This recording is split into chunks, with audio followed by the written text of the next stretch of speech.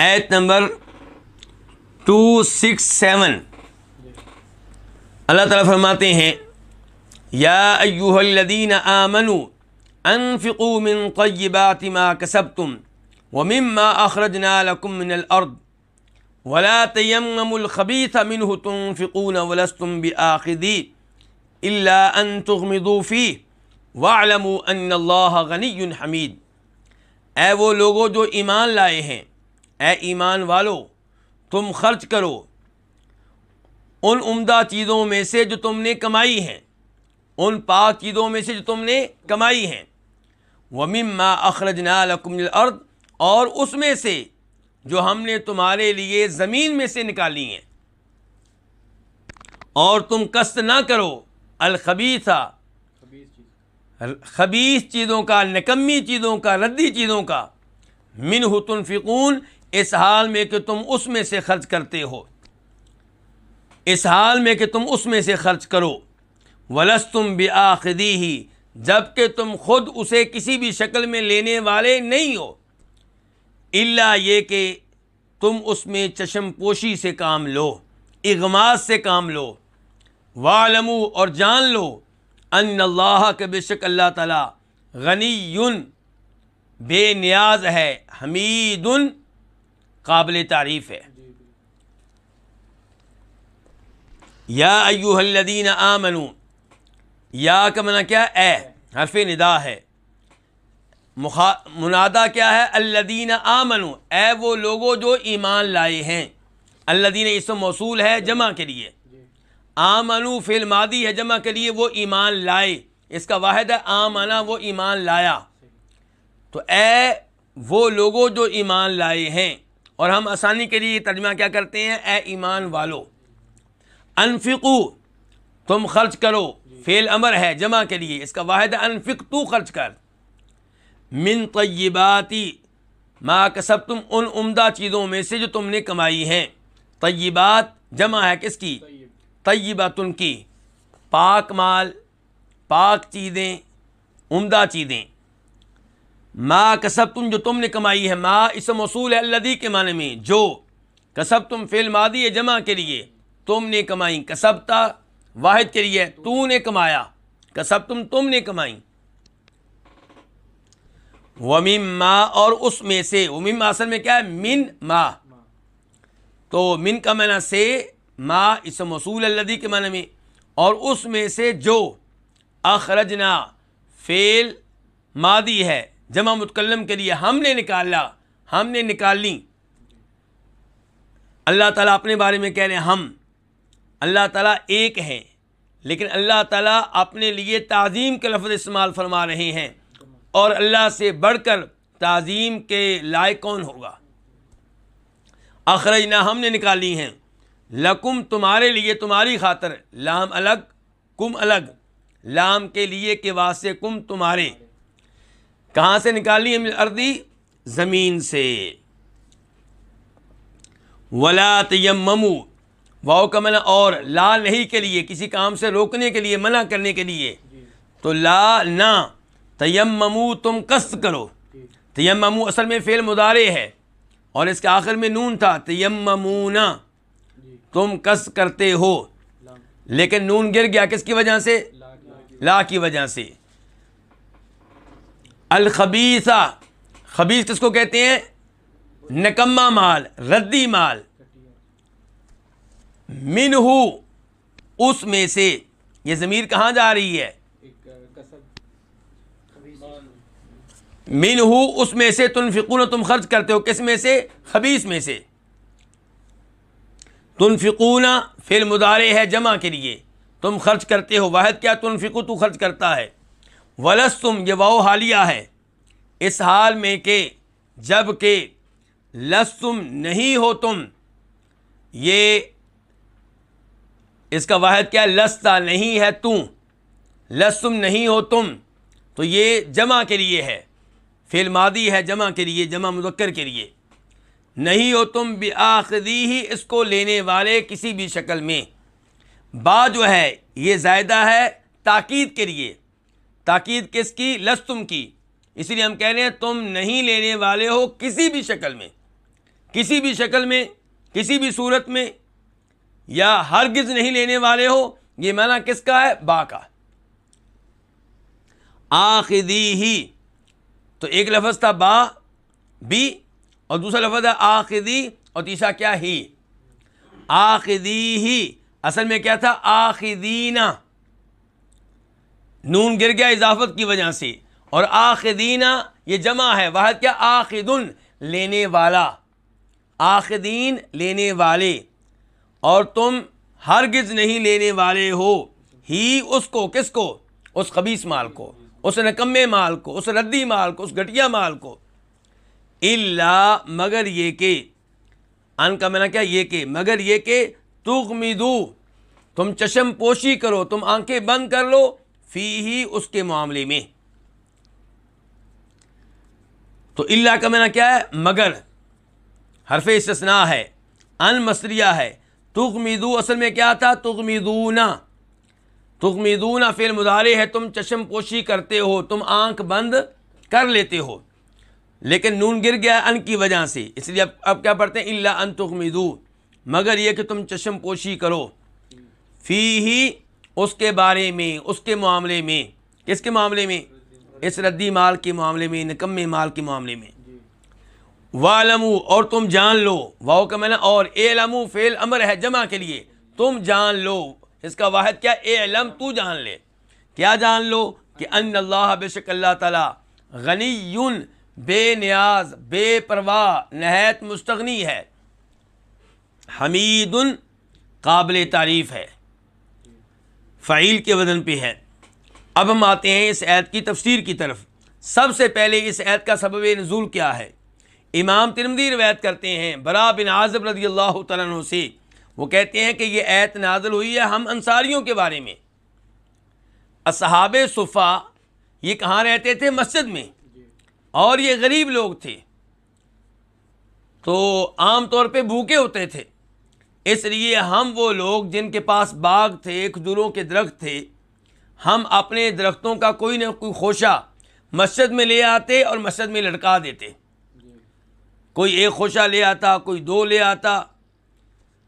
اب اصحاب صفا کو جب کبھی بھوک لگتی تو وہ اس خوشے کی طرف آتے اور اس کو اپنا عصا مارتے، ڈنڈا مارتے، جس کی وجہ سے وہ کھجوریں گر جاتی جو پختہ ہوتی یا جو نیم پختہ ہوتی، کچی کھجوریں کھڑی رہتی. تو اس انداز سے ان کی حاجت پوری ہو جاتی تھی.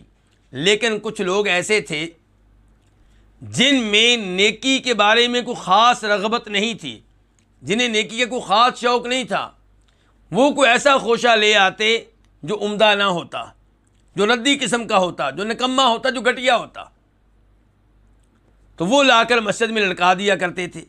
تو اس بارے میں اللہ تعالیٰ نے یہ آیت نازل فرمائی ہے. تو اللہ نے حکم دیا ہے کہ عمدہ مال اللہ کی راہ میں دو. تو برا بن عازب کہتے ہیں اس کے بعد تمام کے تمام لوگ عمدہ قسم کے خوشے لے کر آیا کرتے تھے. تو اللہ تعالیٰ کہہ رہے ہیں یا ایھا الذین آمنوا، اے ایمان والو. تو اللہ تعالیٰ اس آیت میں حکم دے رہے ہیں عمدہ مال خرچ کرنے کا، لیکن اس سے پہلے مخاطب کرتے ہوئے کیا کہا ہے؟ اے ایمان والو.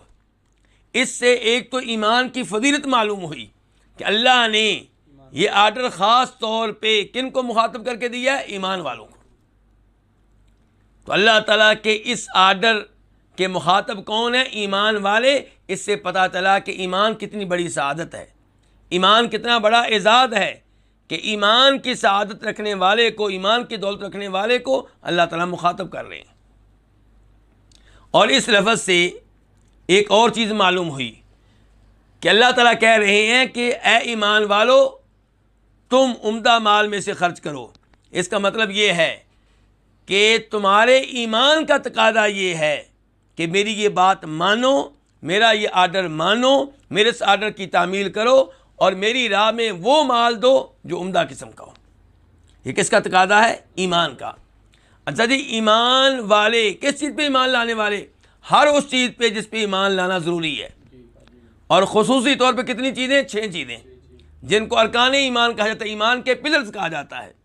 اللہ تعالیٰ پہ ایمان لانا، اللہ کے وجود پہ، اللہ تعالیٰ کی ربوبیت پہ، رب ہونے پہ، اللہ کی الوہیت پہ، اللہ کے معبود ہونے پہ، اللہ کے ناموں پہ، اللہ کی صفات پہ، دوسرے نمبر پہ اللہ کے فرشتوں پہ، تیسرے نمبر پہ اللہ کی طرف سے نازل ہونے والی کتابوں پہ، تورات پہ، زبور پہ، انجیل پہ، اور تفصیلی طور پہ قرآن کریم پہ۔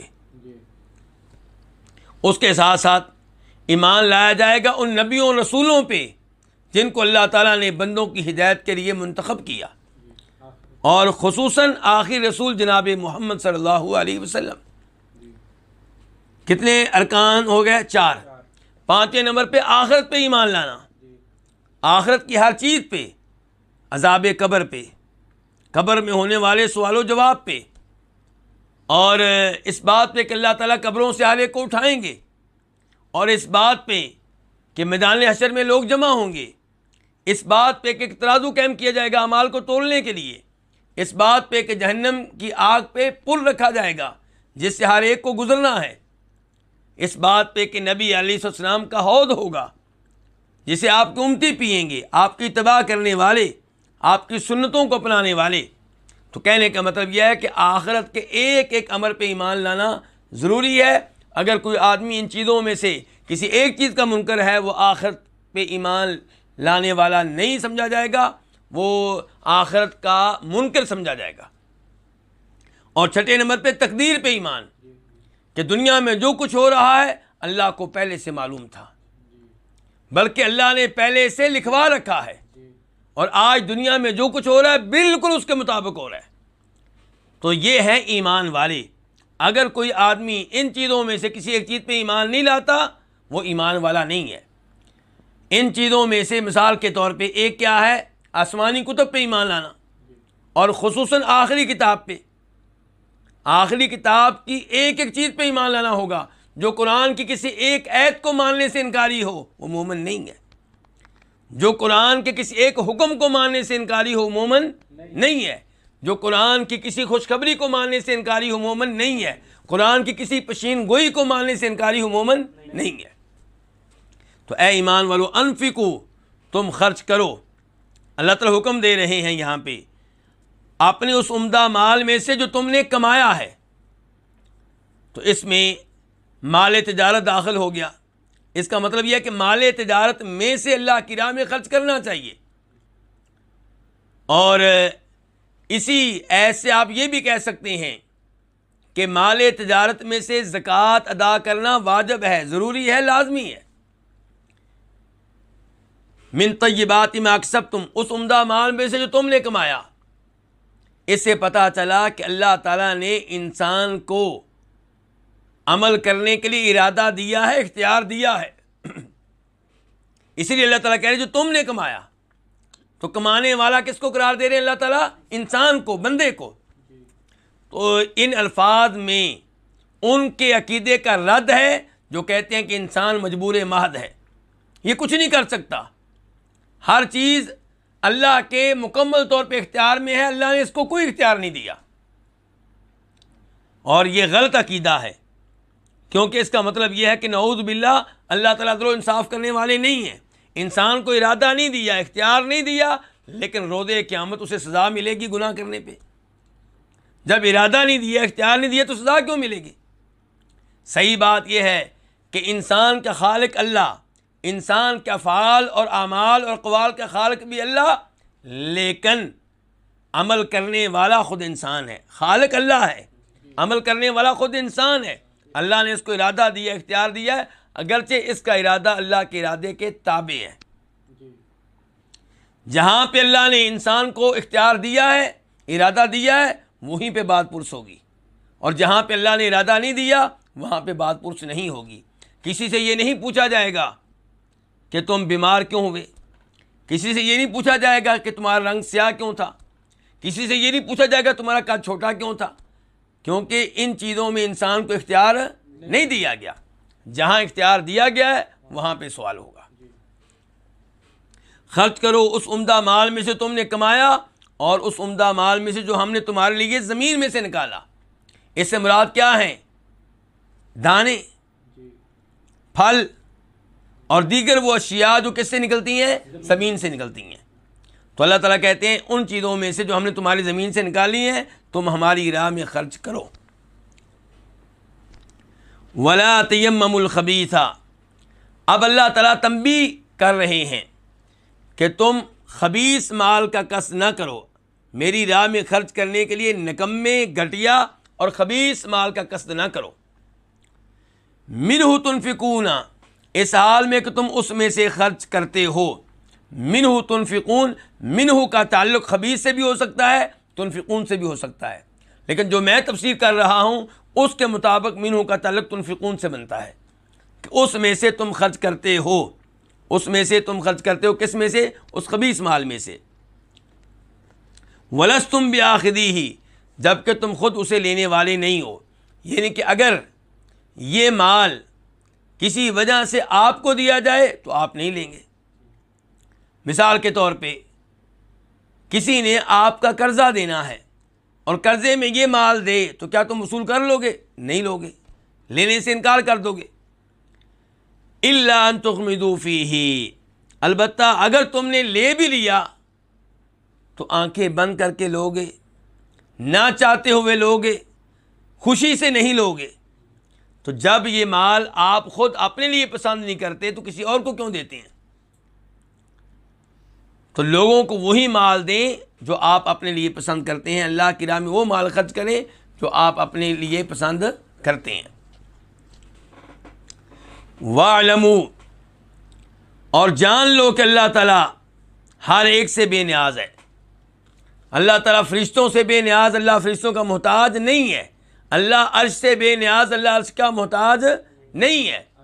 اللہ کسی بھی انسان کا محتاج نہیں ہے۔ سارے انسان، سارے نبی، سارے فرشتے، ہر مخلوق، بلکہ وہ عرش جس کے اللہ اوپر ہیں، یہ سب کے سب اللہ تعالیٰ کے محتاج ہیں۔ اللہ کے بغیر ان کا وجود ممکن نہیں ہے۔ تو اللہ تعالیٰ نے لوگوں کو اپنی راہ میں خرچ کرنے کا حکم دیا ہے، اس کا مطلب یہ نہیں کہ اللہ تعالیٰ لوگوں کے مال کے محتاج ہے، اللہ تو ان کو دینے والا ہے۔ اللہ تعالیٰ بتا رہے میں تمہارے مال سے بھی بے نیاز، تم سے بھی بے نیاز، لیکن تم میری راہ میں خرچ کرو گے تو تمہیں اجر و ثواب ملے گا، تمہیں انعام ملے گا، تمہیں جنت ملے گی، جہنم سے بچاؤ ملے گا۔ حمید، اللہ تعالیٰ ہر حال میں قابل تعریف ہے۔ ہر حالت میں اللہ تعالیٰ کی حمد و ثنا بیان کرنی چاہیے۔ اللہ نعمتیں دے تب بھی، اللہ نعمتیں واپس لے تب بھی، ہر حال میں اللہ کی حمد و ثنا بیان کرتے رہنا چاہیے، اسی میں انسان کے لیے خیر ہے۔ اللہ رب العزت سے دعا ہے کہ اللہ تعالیٰ ہمیں قرآن حکیم پہ صحیح معنوں میں غور و فکر کرنے کی توفیق عنایت فرمائے۔ وصلی اللہ تعالیٰ علی نبینا محمد وعلی آلہ وصحبہ اجمعین۔